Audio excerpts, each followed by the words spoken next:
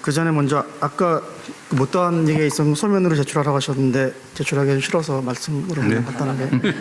네. AI 시대 산업지형 변화 관련돼서 제가 한 말씀 드리고 싶은 거는 대통령님 말씀하신 것처럼 생태계 소부장이 중요한데 지금까지 보면은 그 소재 부품, 특히 소재 부품 업체에서 뭔가 새로운 상품을 제품을 들고 와서 저희한테 평가를 의뢰할 때 이게 문제가 생긴 피드백을 드리지 않습니까?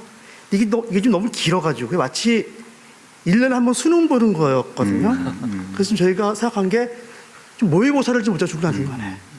그래서 아까 그 장관님 말씀하신 트리니티 팹이라는 게 27년 상반기 오픈이 됩니다. 지금 열심히 짓고 있고 용인에.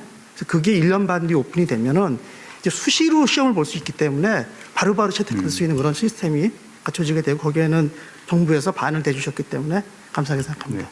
또 한 가지는 제가 볼 적에 요즘 이제 AI 시대가 도래하면서 메모리하고 자꾸 딴 거랑 이렇게 융합이 되려고 하는 그런 조짐들이 보이거든요. 근데 그게 워낙 다양해가지고 메모리하고 로직 중에도 뭐 이런저런 거, 그 다음에 또 패키지, 시스템, 이게 어우러지다 보니까 아까 장관님 그 이제 맥스 말씀하셨는데 이게 어쨌든 하여튼 이제는 정말 그 국가가 가지고 있는 여러 가지 리소스들을 얼마나 잘 조합해서 트렌드를 따라가냐가 중요해질 것 같고 어딘가 이제 그 가버넌스가 중요해지다 보니까 이거 마치 옛날에 국제과제 같이 뭔가 좀 중심점이 필요하지도 않을까 이런 생각도 들어서 그런 것들이 좀 더 다음에 좀 심도 있게 논의된다고 그러면은 훨씬 더 이렇게 잘 미래를 준비할 수 있을 것 같습니다.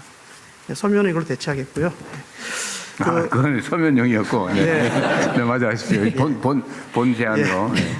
반도체 생산 능력 제고 관련돼서는 저희가 볼 적에 지금뿐만 아니고 이제 앞으로 향후에도 계속이라는 게 이제 아마 수십 년은 아니겠지만 상당 기간 동안 AI 메모리 수요가 지속 증가할 것 같고 공급은 여전히 조금 제한적인 상황일 것 같습니다. 그래서 지금으로 봐서는 선제적인 생산 능력 확보가 굉장히 중요할 것 같은데 이걸 위해서 SK하이닉스는 용인 반도체 클러스터에 약 600조 정도의 그 투자를 단계적으로 집행할 계획입니다.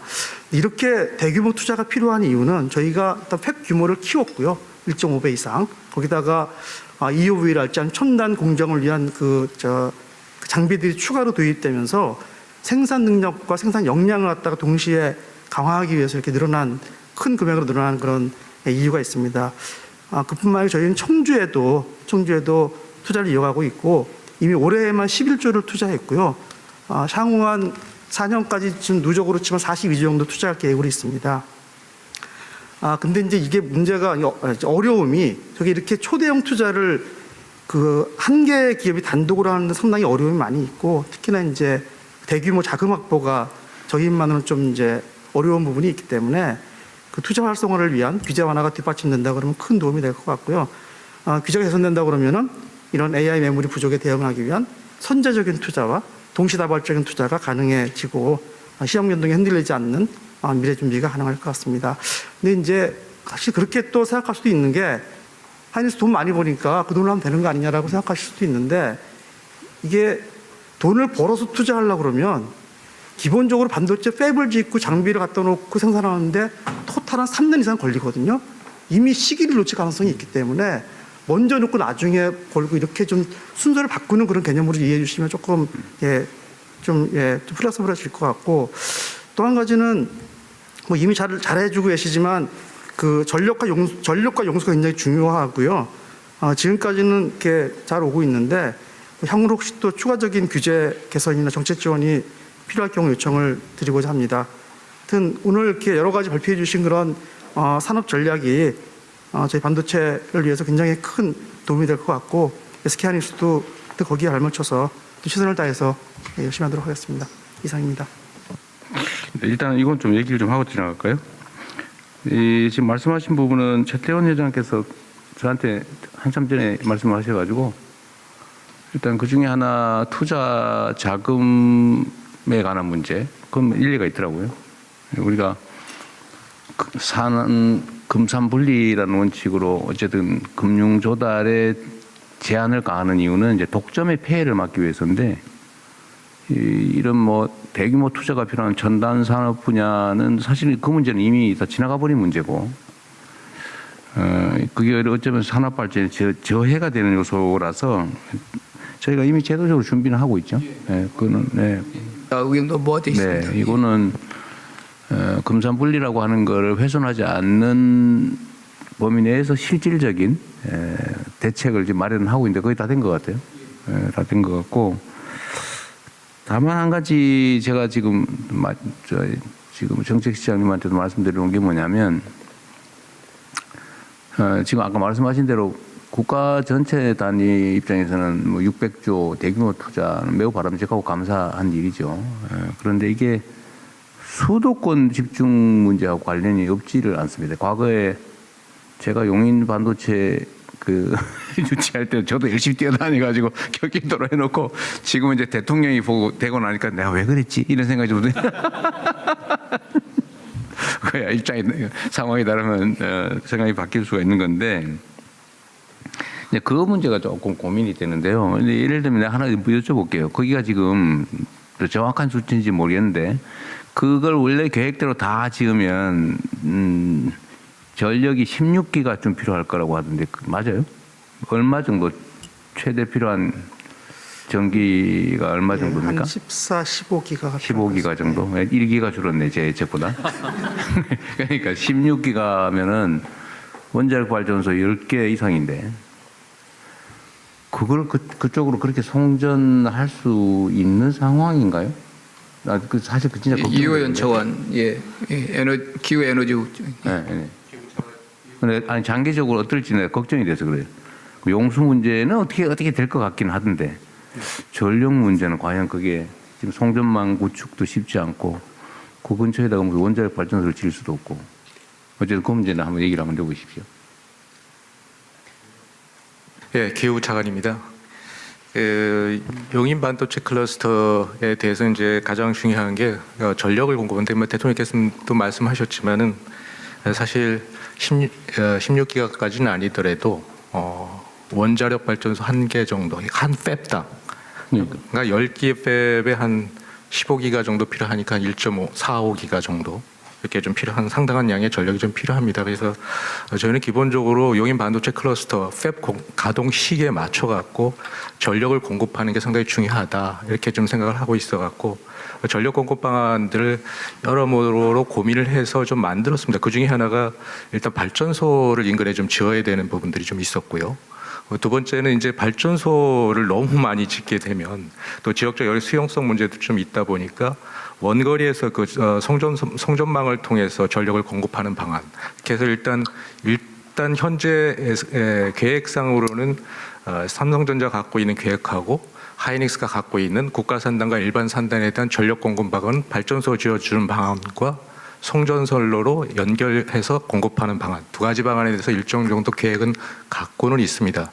다만 이제 이 지역에서 전력을 새로 이제 생산하는 지역이 아니라 가뜩이나 전력을 많이 수요로 하는 지역이라서 이게 장거리 송전망으로 연결하는 데서는 저희가 지금 호남에서 주로 전력을 특히 재생에너지가 또 원전 전력이 많이 생산하기 때문에 이걸 용인 반도체 클러스로 끌어올리기까지의 중간에 송전선로를 4개 내지 5개를 정도 연결을 시켜줘야 되는 그런 부분들이 있기 때문에 이게 중간에 이제 지나는 그 충남이라든가 전북 지역 같은 경우는 상당히 그 저희가 애로사항들 지역 수용성 측면에서 좀 애로사항이 좀 있어서 앞으로는 이걸 새로운 반도체 클러스라든지 국가 첨단 전략 산업처럼 전력을 많이 필요로 하는 곳에서는 지방 또 전력이 많이 풍부한 곳으로 만약에 입지를 해주면 상당히 국가 균형 발전 차원에서 바람직하지 않을까 이런 생각을 갖고 있습니다. 무지하게 어렵게 얘기하죠. 충청도식이에요 지금? 충청도 아니에요? 진짜 어려운 문제라서 이렇게 말씀하시는 거군요.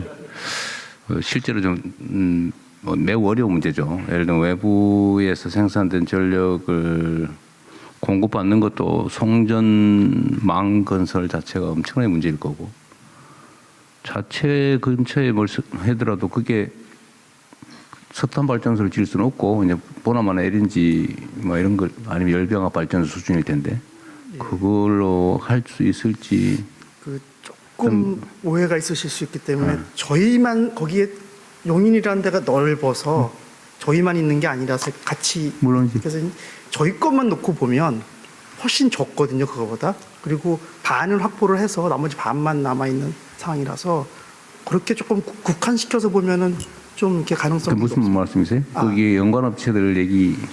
저 경영사 거기 땅도 이렇게 있죠. 아, 경쟁사는 약간 아래쪽이죠. 약간 아래쪽인데 다 같은 용이- 저기도 전력 문제가 꽤 문제가 될 텐데. 저 대통령님 말씀하신 게 다 합친 맞아. 거 그 규모라. 합친 거예요? 아니 용인만이 아니고. 저희 같은 용인이라서요. 예, 예. 저희가 규모가 2배 옆 동네. 정도 되기 때문에 아 합쳐서요. 예, 예. 그 저기 지금 SK 하이닉스의 그 클러스터만 한다. 거기는만 얼마인데? 저희가 한 6기가 정도 전체가 총. 예, 그럼 될 것 같은데. 아까 말씀하신 600조 투자하는데 예. 6기가 예, 예. 나 이거 합쳐가지고 그러면 평택 용인 합쳐서 삼성 쪽이 예, 저희가 지금 현재 평택은 이제 전력이 다 다 확보돼 갖고 확보됐고. 가동이 되고 있고요. 그다음에 용인 산단이 이제 가동이 돼야 되기 때문에 거기 지금 전력 인프라를 확보를 지금 여기 기후 에너지부하고 좀 확보를 거기는 지금 하고 얼마 확보됐어요? 지금 SK는 그때 보니까 한 3, 4기가 정도 예, 3개 확보했다. 정도 확보가 됐고요. 나머지 3 확보했다고. 정도 남아 있어요. 네, 그러니까 절반적으로 남아 있다고 그러고 삼성은 얼마 정도 지금? 그럼 한 삼성이 그럼 한 9, 한 6, 한 7, 8기가쯤 된다 얘기인데. 예, 9기가 총 9기가 정도 9기가 필요하고요. 거기 한 6기가 정도는 지금 어느 정도 확보가 확보가 돼 있고 됐어요? 나머지 3기가 아직 미정 3기가 정도가 지금 미정입니다. 미정 상태. 네. 어쨌든 알았으면 이건 개별적인 사안이니까 하여튼 이런 문제도 있고 앞으로는 아마 송전 비용을 전기요금에 부담하는 시스템은 피할 수 없을 것 같은데 송전거리 비례요금제 소위 지산지소 원칙에 따라서 전력 생산지 요금을 낮게 한다. 이건 뭐 피할 수 없는 정부 방침이니까요. 앞으로는 이게 좀 역전될 수 있다. 전기요금이 생산비에 반영이 안 될 수가 없을 텐데 하여튼 이것도 나중에 이게 아까 말씀드렸던 균형 발전 가급적이면 좀 지역에서 하면 좋겠다는 생각이고요.